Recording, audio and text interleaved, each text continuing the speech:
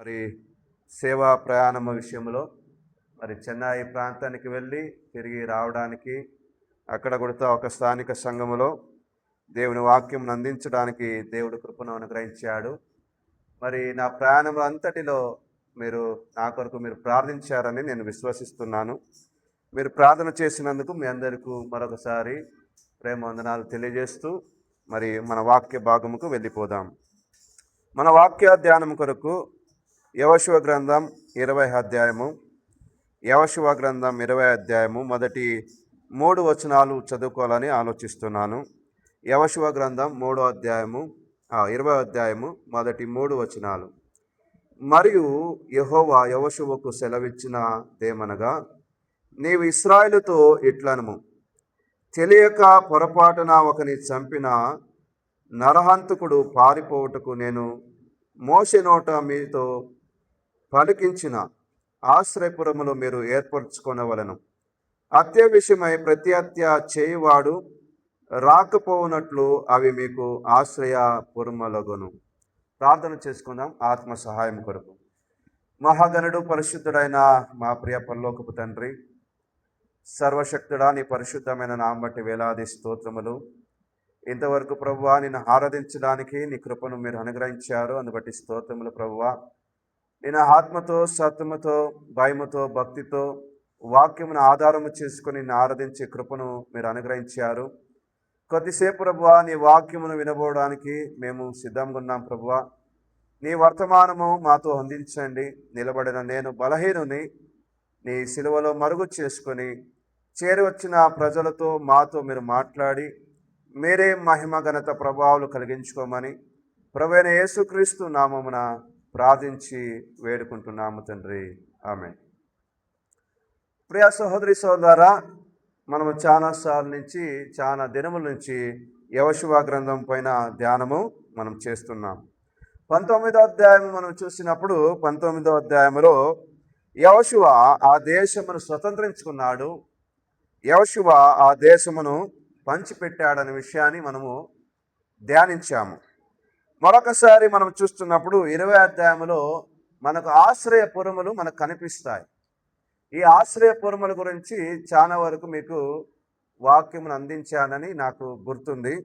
ఈ ఆశ్రయపురములు ఎన్నున్నాయి, ఆ ఆశ్రయపురములకు ఉన్న పేర్లకు ఉన్న భావం ఏమిటి, ఆ పేర్ల ద్వారా మనము విన్న వర్తమానం ఏమిటో అవన్నీ మనము శ్రద్ధగా మనం విన్నాం.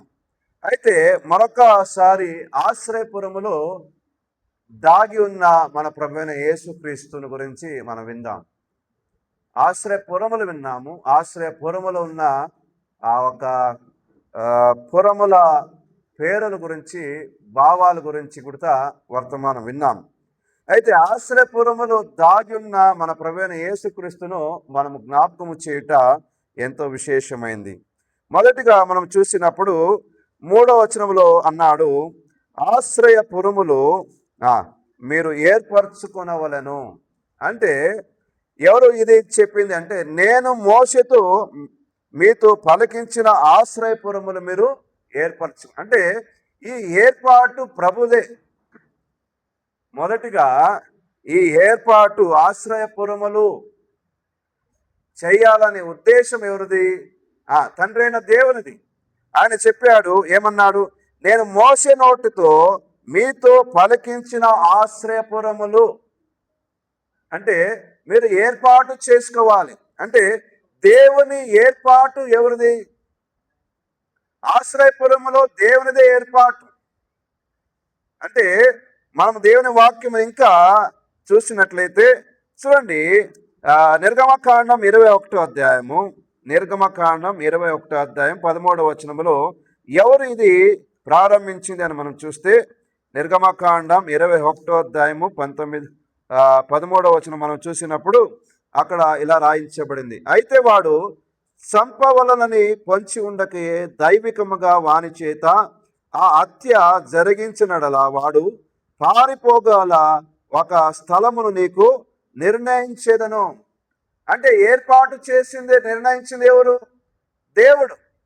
అంటే ఆశ్రయపురములో ఎవరున్నారని మనం చూసినప్పుడు మన ప్రభువైన యేసుక్రీస్తు వారు ఉన్నారని స్పష్టంగా మనకు అర్థమవుతుంది. మొదటిగా ఈ ఆశ్రయపురములను దేవుడే ఏర్పాటు చేసుకున్నాడనే విషయాన్ని మనం చూస్తున్నాము. అంతేకాకుండా ఆశ్రయపురముల గురించి మరొక విషయం చూసినప్పుడు ఆ సంఖ్యాకాండం 35వ అధ్యాయంలో 6వ వచనం ఇలాగుంది, మరియు మీరు లేవెలకిచ్చు పురములు ఆశ్రయపురములు ఉండవలెను అన్నాడు. 11వ వచనం ఇలా అన్నాడు, ఆశ్రయపురములు ఉండుటకు మీరు పురములను ఏర్పరచుకునే వలెను. ఈ ఆశ్రయపురములు దేవుని చేత ఏర్పాటు చేయబడిన ఒక విషయం. అలాగే మన ప్రభువైన యేసుక్రీస్తు వారు కూడా ఆయన ఆశ్రయపురముగా ఉన్నాడు. ఆయన ఆశ్రయపురముగా ఉన్నాడు. ఆయన దేవుని చేత నిర్ణయించబడిన వాడు. ఆయన తండ్రి చేత ఏర్పాటు చేయబడిన వాడు. ఎందుకని మనం చూసినప్పుడు ఈ పురములు ఆశ్రయపురములు ఎందుకు ప్రారంభించారని మనం చూస్తే, ఈ ఆశ్రయపురములున్న సత్యం ఏమిటని మనం చూసినప్పుడు, పొరపాటున ఒకడు నరహత్య చేసినప్పుడు, అంటే పొరపాటున తెలియక ఒక పాపము చేసినప్పుడు, తప్పిదము చేసినప్పుడు, మరణానికి తగిన శిక్ష చేసినప్పుడు, పాపము చేసినప్పుడు వాడు పారిపోయి జీవించడానికి దేవుడు ఏర్పరచబడిన స్థలమే ఆశ్రయపురములని మనం చూస్తున్నాం. అలాగే మన ప్రభువైన యేసుక్రీస్తు కూడా ఈ లోకానికి మానవుడిగా దిగి రావడం, లేకుంటే శరీరధారిగా రావడం అనేది దేవుని చేత ఏర్పరచబడిన ఒక సంగతి. మనం గలతీ రాసిన పత్రిక 4:4 చూసినప్పుడు, కాలము పరిపూర్ణమైనప్పుడు తన కుమారుని ఈ లోకానికి పంపెను. అంటే ప్రభువైన యేసుక్రీస్తు వారు ఈ లోకానికి శరీరధారిగా రావడము తండ్రి చేత ముందుగా ఏర్పరచబడిన ఒక విషయము. తండ్రి చేత నిర్ణయించబడిన ఒక సంగతి. ఎప్పుడైతే మానవులు తప్పిపోతారని తండ్రికి తెలిసినదో, ప్రభువైన యేసుక్రీస్తుకు తెలిసినదో, ఆ త్రిత్వములో ఉన్న వారికి అది తెలిసినది. కాబట్టి అప్పుడు వాడు చేసిన కార్యం ఏమిటంటే, జగత్ పునాది వేయబడక మునుపే అన్నాడు.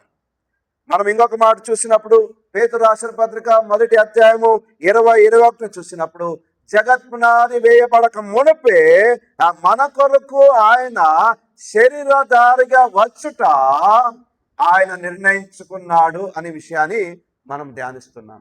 అంటే మన ప్రభువైన యేసుక్రీస్తు ఈ లోకానికి శరీరుడుగా, మానవునిగా, మాంస రక్తమును ధరించుకున్నవాడుగా, మానవ శరీరము ధరించుకున్నవాడుగా ఈ లోకానికి రావడము తండ్రి చేత ఏర్పరచబడినది. ఈ ఆశ్రయపురములు దేవుని చేత ఏర్పరచబడిన ఒక ఆశ్రయపురం అని మనం చూస్తున్నప్పుడు, మన ప్రభువైన యేసుక్రీస్తు వారు కూడా ఈ లోకానికి నరవతారిగా రావడానికి, శరీరధారిగా రావడానికి, మాంస రక్తముతో రావడానికి ఆయన ముందుగానే జగత్పునాది వేయబడక మునిపే ఆయన నిర్ణయించుకున్నాడు, లేకుంటే ఏర్పాటు చేసుకున్నాడని మనం చూస్తున్నాం. అంతేకాకుండా రోమిలకు రాసిన పత్రికలో ఒక మాట చూసినప్పుడు, రోమిలకు రాసిన పత్రిక 8వ అధ్యాయము 4వ వచనంలో ఇలాగుంది చూడండి.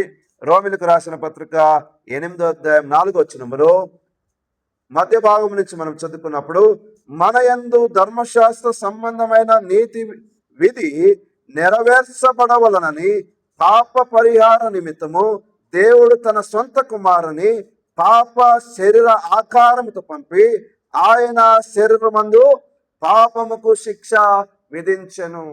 చూడండి, ఆయన ముందుగానే మన కొరకు, మన పాపము నిమిత్తము మన కొరకు మరణించాలని తన సొంత కుమారుని పాప శరీర ఆకారముతో పంపెను. ఇది దేవుని ఏర్పాటండి. ఆశ్రయపురములు ఎందుకని మనం చూసినప్పుడు, పొరపాటున తప్పు చేసినప్పుడు, అంటే ఏ తప్పు? మరణానికి తగిన తప్పు. మరణానికి తగిన తప్పులు చాలా ఉన్నాయండి. మరణానికి తగిన తప్పులు లేకుంటే పాపములు బైబిల్లో చాలా ఉన్నాయి. అంటే అట్టి పాపము చేసిన వాడు ఎక్కడికి వెళ్ళాలా? ఆశ్రయపురములోనికి వెళ్ళాలా.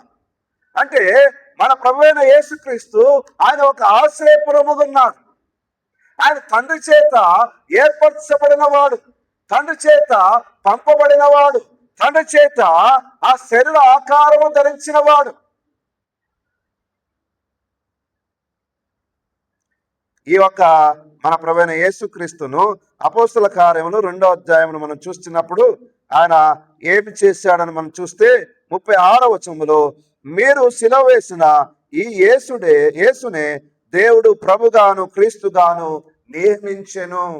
చూడండి, ఎవరైతే మీరు సిలువ వేశారు కదా, ఆయనను ముందుగానే దేవుడు ఏం చేశాడు?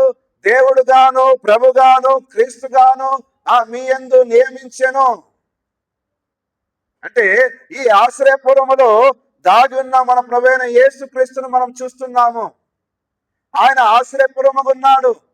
ఆయన ఈ లోకానికి శరీరధారిగా రావడము, ఆయన ఈ లోకానికి ఆ పాప శరీర ఆకారముతో రావడము తండ్రి చేత నిర్ణయించబడిన ఒక సంకల్పము, ఆయన ఏర్పాటు చేయబడిన ఒక ఏర్పాటు అని మనం స్పష్టంగా మనం చూస్తున్నాం ప్రియులారా. మొదటిగా మనం చూసినప్పుడు ఈ ఆశ్రయపురము దేవుని చేత ఏర్పరచబడిన ఆశ్రయపురము. రెండవదిగా మనం చూసినప్పుడు ఈ ఆశ్రయపురము సర్వ జనముల కోసము చేయబడిన ఆశ్రయపురమును.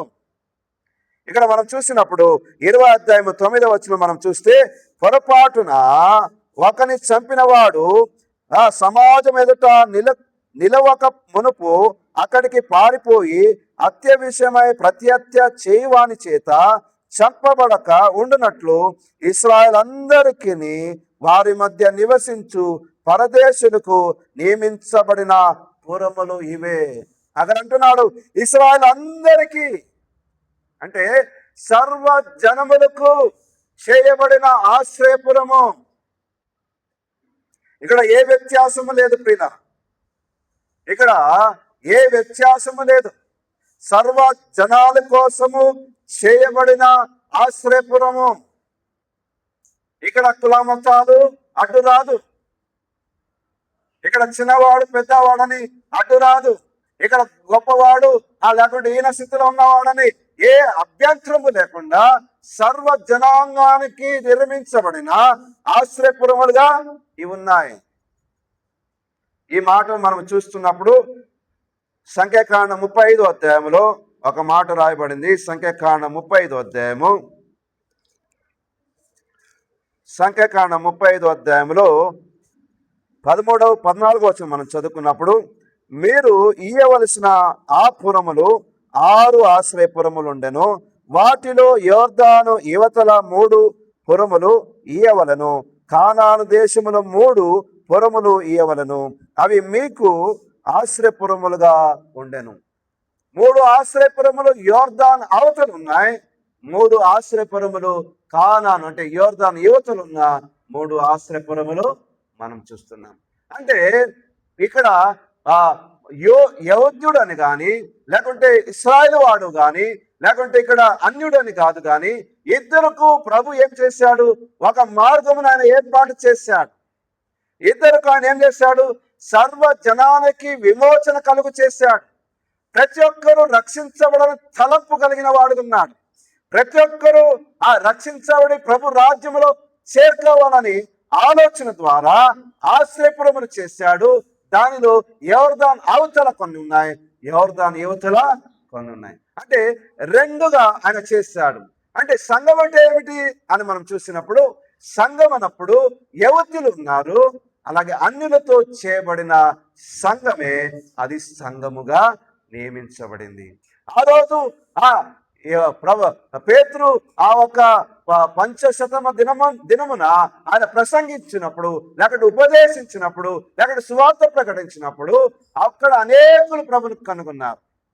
అక్కడ ఇశ్రాయేలును కనుగొన్నారు, అలాగే అన్యులు కూడా ప్రభును కనుగొన్నారు. అంటే సంఘం అనేది ఇద్దరితో సంబంధించబడింది.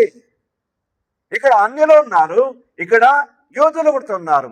అంటే ప్రభు అందరికీ ఆయన ప్రభుగా ఉన్నాడు. అపోస్తల కార్యములు 10:36 వచనం చూస్తే మన ప్రభు అయిన యేసుక్రీస్తు అందరికీ ప్రభు అని అపోస్తల కార్యం 10:36లో కొర్నేలుతో మాట్లాడుతున్నప్పుడు, ఎవరు? అపోస్తలైన పౌలు, అపోస్తలైన పేతురు కొర్నేలుతో ప్రసంగిస్తున్నప్పుడు, లేకపోతే కొర్నేలు కుటుంబాన్ని దర్శించి వాక్యం అందిస్తున్నప్పుడు అక్కడ చెప్తున్న మాట ఏమిటంటే, దేవుడు పక్షపాతి కాదు, ఆయన అందరికీ ప్రభుగా ఉన్నాడు. ఆయన ఏ జాతికి, ఏ కులానికి, ఏ మతానికి, ఏ డబ్బుకు ఆయన ఆ డబ్బుకు కానీ, ఆ మతానికి కానీ, ఆ కులానికి కానీ ఆయన చెందినవాడు కాదు అని స్పష్టంగా పేతురు ద్వారా కొర్నేలు కుటుంబానికి వర్తమానమును అందించాడు. అంటే ఏ తారతమ్యము లేదు, అందరూ ప్రభువైన యేసుక్రీస్తులో ఒకటిగా నియమించబడిన, విమోచన కొరకు నియమించబడిన ఒక ఆశ్రయపురముగా మనం చూస్తున్నాం. అంతేకాకుండా ఇంకొక మాట చెప్పాడు ఇదే విషయంలో మనం చూస్తున్నప్పుడు. ఒక మాట యెషయా రాసిన గ్రంథంలో చూడండి. యెషయా రాసిన గ్రంథంలో ఒక మాట రాయబడింది. యెషయా రాసిన గ్రంథం 49వ అధ్యాయము 6వ వచనంలో, నీవు యాకోబు గోత్రపు వారిని ఉద్ధరించినట్లును, ఇశ్రాయేలులో తప్పించబడిన వారిని రప్పించినట్లును, నా సేవకుడై ఉండుట ఎంతో స్వల్ప విషయము, దిగంతముల వరకు నేను కలుగు చేయు రక్షణను సాధన మగులుటకై అన్యజనులకు వెలుగై ఉండునట్లు నిన్ను నియమించి ఉన్నాను. ఇది యూదులకు మాత్రమే కాదు, ఇది అన్యజనులకు కూడా ఏమైంది? రక్షణకు, విమోచనకు కారణముగా ఉంది అని ప్రభు చెప్తున్నాడు. అది మాత్రమే కాకుండా యోహాను రాసిన సువార్త స్పష్టంగా ఇక్కడ చెప్తున్న మాట ఏమిటంటే, యోహాను రాసిన సువార్త 10వ అధ్యాయము మనం ఒకసారి చూసినప్పుడు 10వ అధ్యాయంలో 16వ వచనంలో ఇక్కడ ఒక మాట ఉంది. ఈ దొడ్డివి కాని వేరే గొర్రెలు నాకు కలవు, వాటి కూడా నేను తోడుకొని రావలను. అంటే ఇశ్రాయేలు మాత్రమే రక్షణకు పాత్రలు కాదు, ఇశ్రాయేలు కాని వారు కూడా ఉన్నారు. అంటే ఇక్కడ చెప్తున్న మాట ఏమిటంటే, ఆ 16వ వచనంలో ఈ దొడ్డివి కాని వేరే గొర్రెలు, అంటే రక్షణ అనేది ప్రతి ఒక్కరికి అత్యవసరమైంది. ఈ ఆశ్రయపురములు ఎందుకు ఆయన చేశాడని మనం చూసినప్పుడు, ఈ ఆశ్రయపురములు ప్రతి ఒక్కర విమోచన కొరకు, ప్రతి ఒక్కరు ఆ హత్య విషయములో, వారు ఆ మరణపు విషయములో, వారు మరణం నుంచి దాటి ప్రభు యొద్ద చేరుకోవాలని ఆయన ఏం చేశాడు?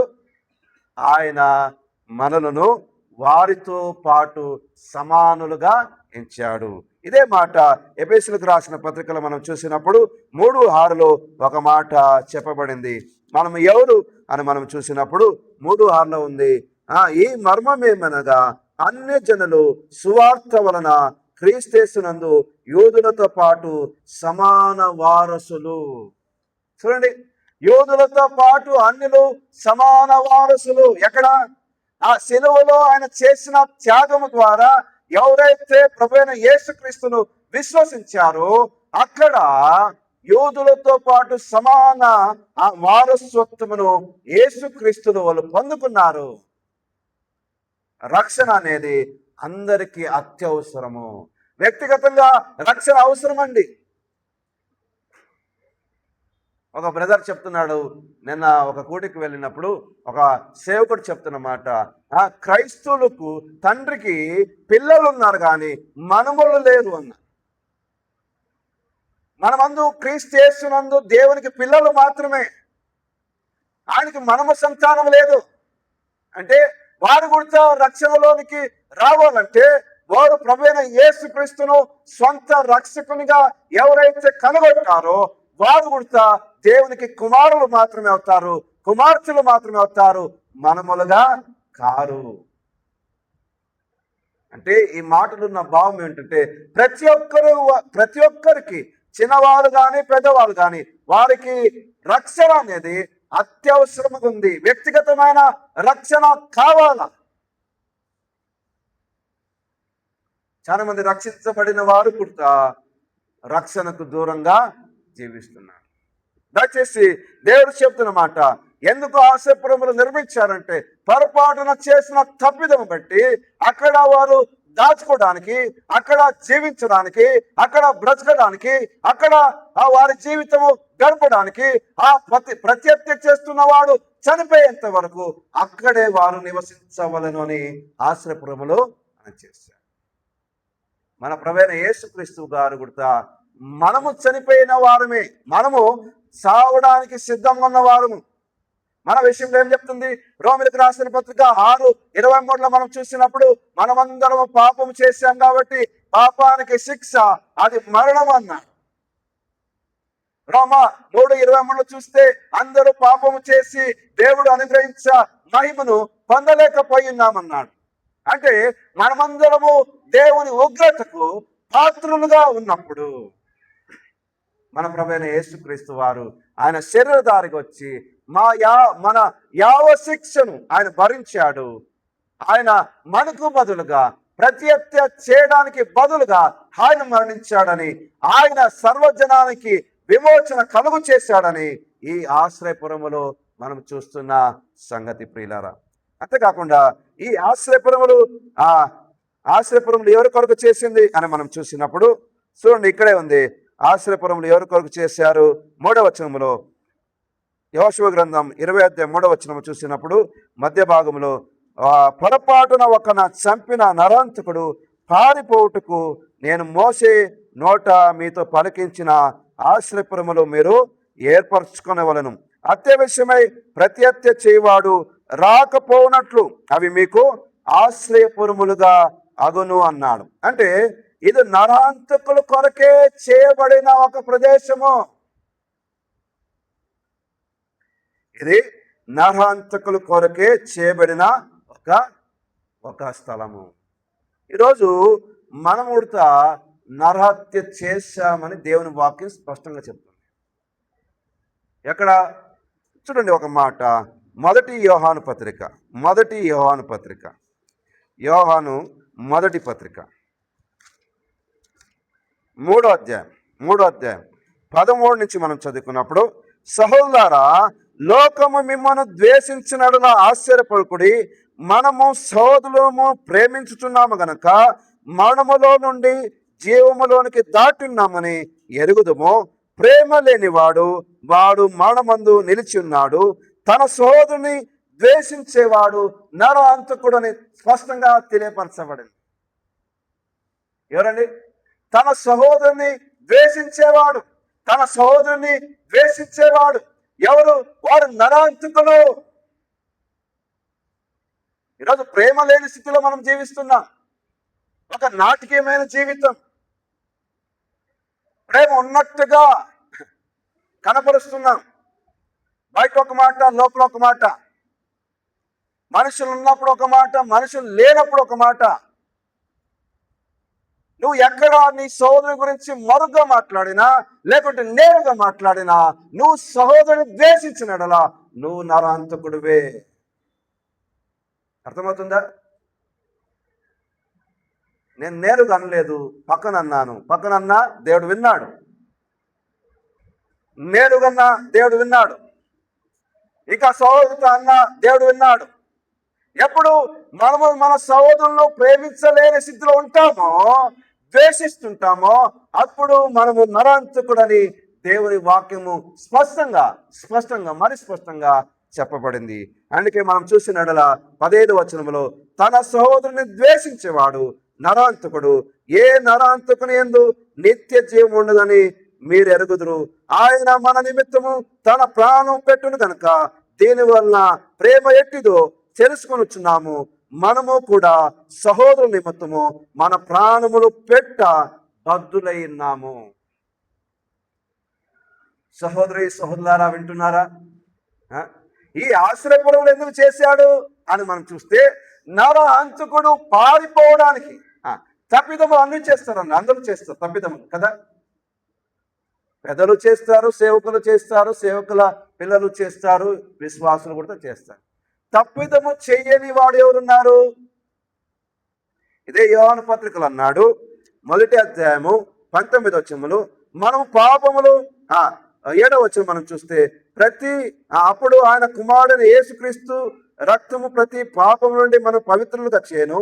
మనము పాపము లేని వారమని చెప్పుకునేలా మనమే మోసపుచ్చుకుందాము. మన పాపము లేదండి, నాలా నోట ఆ భాష రాలేదండి, నేను ఆ తప్పిదము చేయలేదండి, నేను ఇటువంటి వాడిని దూషించలేదండి చెప్పిన వాటి దేవుని ముందు మనము అబద్ధికులుగా మార్చబడుతున్నాము. అయితే ఏం చేయాలా? 9వ వచనంలో అన్నాడు, మన పాపములు మనం ఒప్పుకొనేడలా ఆయన నమ్మదగిన వాడు నీతిమంతుడు కనుక ఆయన మన పాపములను క్షమించి సమస్త దుర్నీతి నుండి మనలను పవిత్రులుగా చేయను. నీకు పవిత్రత అవసరం ఉందా? నీకు రక్షణ, నిత్య జీవము, శాశ్వతముగా ఉండగోరుచున్నావా? అయితే సహోదరుని ప్రేమించు. నాలో తప్పేదని కాలర్ ఎత్తుకునే వాళ్ళు చాలా మంది ఉన్నారు. నేను చెప్తాను, నాలో తప్పు ఉందండి, నాలో తప్పు ఉంది. ఎన్నోసార్లు పొరపాటున తప్పు చేస్తాం, ఆలోచనతో, ప్రవర్తనతో, మాటలతో, లేకుంటే చూసే ఆ చూపులలో ఆ తప్పిదములు జరుగుతూనే ఉంటాయి. అప్పుడు మనం ఏం చేయాలా? ప్రభు యొద్ద వెళ్ళి, ప్రభువా నేను చేసిన ఈ పని కొరకు నా పాపాలను నేను ఏం చేస్తున్నాను, ఒప్పుకుంటున్నాను, నన్ను క్షమించుము. చాలా మంది ఈరోజు కాలర్లు ఎత్తుకుని తిరుగుతున్నాను, నేనేమి తప్పు చేయలేదు, తప్పిదమంతా వారిది అంటున్నారు. దయచేసి చెప్తున్నాడు, మనలో పాపము లేని ఎడల మనం ఏం చేస్తున్నాము? మనము దేవుని మోసపుచ్చేవారుగా ఉన్నాము. అంతేకాకుండా ఆయన నరాంతకులకు ఈ ఒక ఏం చేశాడు? ఆశ్రయపురములో ఏర్పాటు చేశాడు కదా. ఒకసారి రోమిలకు రాసిన పత్రిక చూస్తే, రోమిలకు రాసిన పత్రిక 4వ అధ్యాయము 4:25 వచనం మనం చూస్తే, 4:25లో ఆయన మన అపరాధముల నిమిత్తము అప్పగించబడి మనము నీతిమంతులుగా తీర్చబడడానికి లేపబడెను. ఆయన మన కొరకు అప్పగించబడ్డాడు. నరహత్య చేసింది ఎవరు? మనము. అయితే తాను ఆయన అప్పగించుకున్నాడు. ఎందుకంటే మనము నీతిమంతులుగా తీర్చబడడానికి, మనము నీతిమంతులుగా తీర్చబడడానికి. 5:8 అన్నాడు, అయితే దేవుడు మన ఎడల తన ప్రేమను వెల్లడిపరుచున్నాడు, ఎట్లనగా మనం ఇంకా పాపులమై ఉండగా క్రీస్తు మన కొరకు చనిపోయేను. ఆ హత్య విషయంలో చనిపోయేవలసిన వారు మనము. అయితే ప్రభు ఏం చేస్తున్నాడు? ఆయన మన కొరకు చనిపోయేను. ఎందుకంటే మనం ఇంకా పాపులమై ఉండగా. మనం ఎవరండి? దేవుని వాక్యం మన గురించి ఏం చెప్తుంది? మనం ఇంకా పాపులము. ఎప్పటి వరకు అండి? ఎప్పటి వరకు? క్రీస్తును అంగీకరించిన తరువాత పాపము నుంచి విమోచించబడతాము. అయితే ప్రతినిత్యము మన జీవితంలో పాపము ప్రవేశించుతూనే ఉంటుంది. ఈరోజు నేను పాపం చేయలేదని చెప్పువారు ఎవరున్నారు? ఈ సంవత్సరం అంతా నేను పాపం చేయలేదని చెప్పువారు ఎవరున్నారు? పాపానికి ఒక డెఫినేషన్ ఏమిటంటే, ఆ యోహాను పత్రికలు అన్నాడు 3వ అధ్యాయంలో, ఆజ్ఞ అతిక్రమమే పాపము. ఏది ఆజ్ఞ? ఆజ్ఞ ఏదండి? ఆజ్ఞ 2 ఆజ్ఞ. ఒక బోధకుడు వచ్చి ప్రభువైన యేసుక్రీస్తు అన్నాడు, ఈ ధర్మశాస్త్రములు ముఖ్యమైన ఆజ్ఞ ఏమిటంటే 2 విషయాలు చెప్పాడు. ఒకటి, నీ పూర్ణాత్మతో, పూర్ణ శక్తితో, పూర్ణ మనసుతో, పూర్ణ హృదయంతో దేవుణ్ణి ప్రేమించు అన్నాడు. అంతేకాకుండా 2వ విషయం చెప్పాడు, నిన్ను వలె నీ పొరుగువాని ప్రేమించు అన్నాడు. ఈ ఆజ్ఞలో 2వది నెరవేర్చామా? ఆరాధన అందరూ చేస్తారండి, రొట్టె విచ్చలు అందరూ చేస్తారు. ఒకరిని ప్రేమించే విషయంలో ప్రేమించావా?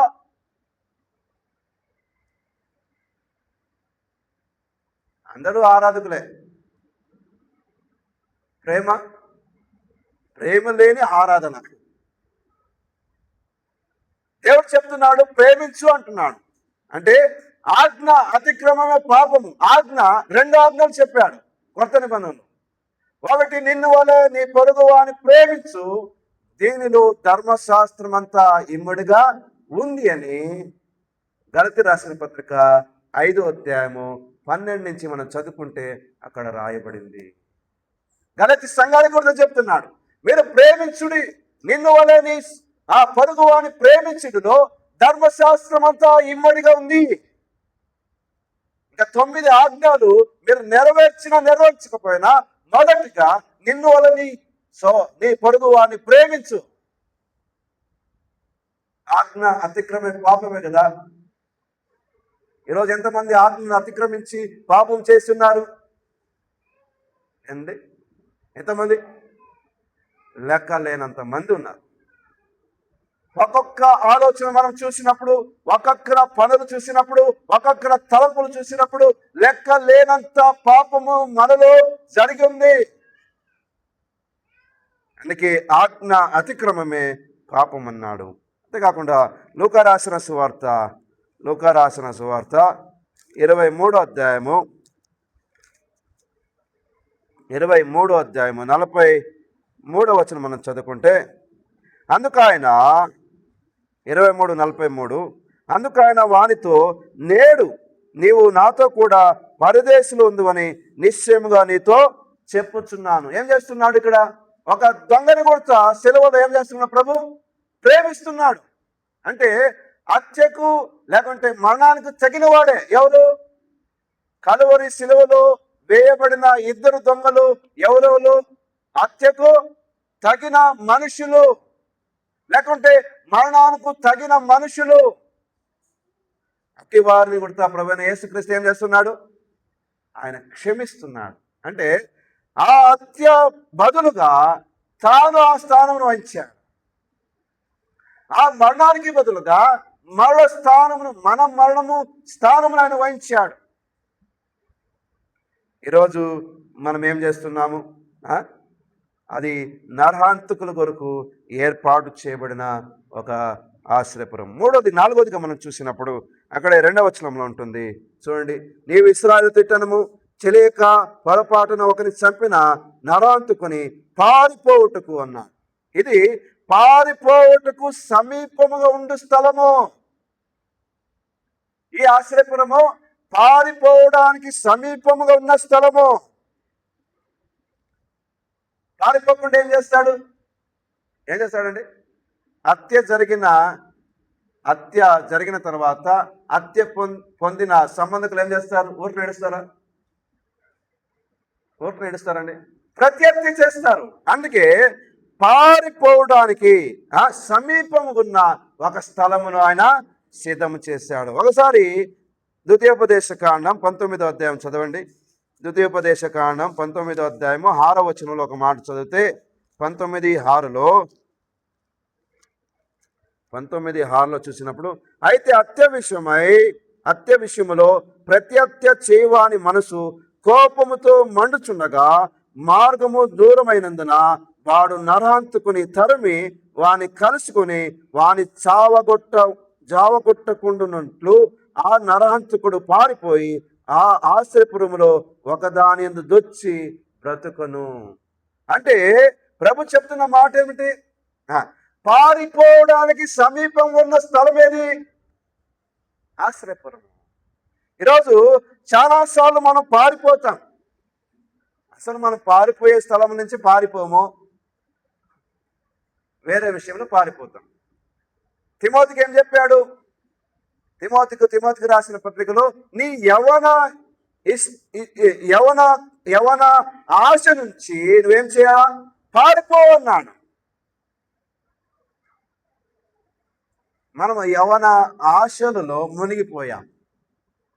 అక్కడ పారిపో అంటున్నాడు. ఎందుకు? అక్కడ పారిపోవచ్చు, నువ్వేమవుతావు? బ్రతకబడతావు.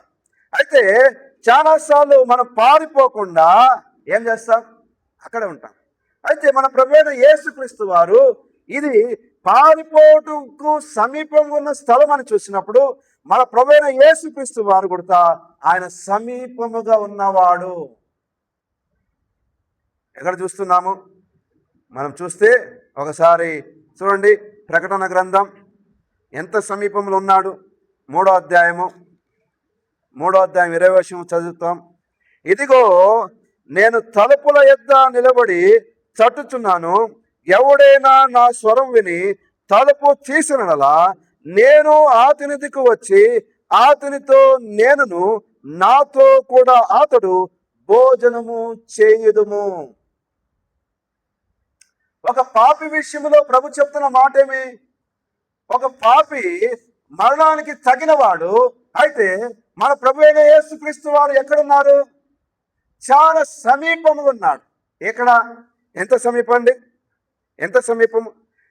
ఆయన అన్నాడు, ఎవడైనా నా స్వరం విని తలుపు తీసినడల, అంటే తలుపుకు దగ్గర, హృదయానికి దగ్గర, మనసుకు దగ్గర. ఈరోజు చాలా మంది యేసుక్రీస్తుకు తలుపు తీయని వారు చాలా మంది ఉన్నారు. ఇంకా ఒక విశ్లేషణ ఏమిటంటే, చాలా మంది యేసుక్రీస్తు వెలుపల వెళ్ళడానికి ఆయన ప్రయత్నిస్తున్నారు, ఆయన బంధించి తలుపు వేసుకున్నారు. ఆయన ఎందుకు వెళుతున్నాడు?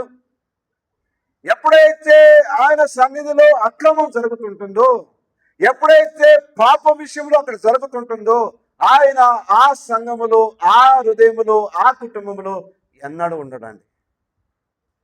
నేరుగా స్పష్టంగా చెప్తా, ఎవరైతే పాపం చేస్తున్నారో, ఎవరైతే ఏ సంఘంలో పాపం పెరిగి అది పెద్దగా ఉంటుందో, అక్కడ దేవుని సన్నిధి దేవుడు ఉండనే ఉండడు.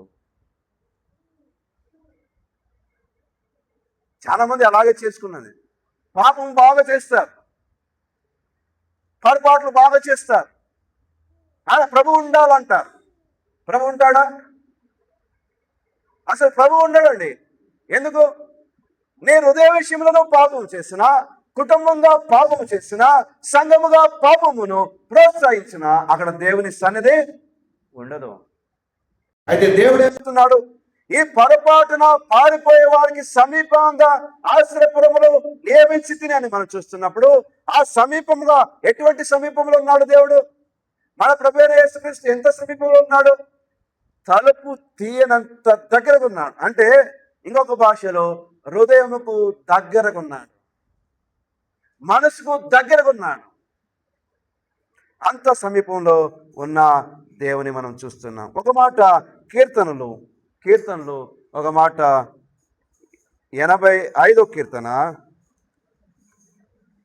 సమయం అయిపోయింది. 85వ కీర్తన 9వ వచనం చదువుకుందాం. మన దేశములో మహిమ నివసించినట్లు ఆయన రక్షణ ఆయనకు భయపడు వారికి సమీపముగా ఉన్నది. చూడండి, ఆ రక్షణ ఎలాగుంది? ఆయనకు భయపడు వారికి సమీపముగా ఉన్నది. ఈ ఆశ్రయపురములు ఎందుకు చేశాడు? ఆ పారిపోవడానికి, సమీపముగా ఉండడానికి. చాలా కిలోమీటర్లు వెళ్ళిపోతే ఏం చేస్తారు? ఎక్కడైనా పట్టుకొని చంపుతారు అనే ఒక ఉద్దేశంతో ఏం చేశాడు దేవుడు? వారిని ఆ ఒక ఆశ్రయపురములను సమీపంగా చేశాడు. ఇక్కడ నేను ముగిస్తానండి. ఇంకా ఒక 4-5 విషయాలు ఉన్నాయి, ఎందుకంటే సమయము లేదు. ఒక్కొక్క విషయమును లోతుగా ఆలోచిస్తే ఒక 9 వర్తమానాలు అవుతాయి. 9 సెషన్లు అంటే 9 గంటలు కావాలి. ఒక ఆశ్రయపురముల గురించి మనం సంపూర్తిగా తెలుసుకోవాలంటే 9 అవర్లు కావాలి. అయితే మనం చూసిన 4 విషయాలు చూస్తున్నాం. ఒకటి, దేవుని చేత ఏర్పరచబడిన ఆశ్రయపురము. రెండవదిగా సర్వ జనాంగము కోసము నియమించబడిన ఆశ్రయపురము, అట్లా విమోచన ఉంది. మూడవదిగా మనం చూసినప్పుడు ఇది నరాంతల కొరకే ఏర్పాటు చేయబడిన ఆశ్రయపురము. నాలుగవదిగా పారిపోవటానికి సమీపంగా ఉన్న ఆశ్రయపురం. ఈరోజు మన ప్రభువైన యేసుక్రీస్తు వారు ఆయన చాలా సమీపంగా ఉన్నాడు. ఆయన చాలా సమీపంగా ఉన్నాడు. నీ హృదయంకు దగ్గరగా ఉన్నాడు, నీ మనసుకు దగ్గరగా ఉన్నాడు, నువ్వు క్షమించడానికి దగ్గరగా ఉన్నాడు, నువ్వు చేర్చుకుంటే చాలు అంటున్నాడు. ఈరోజు మనం ఎలాగున్నామండి?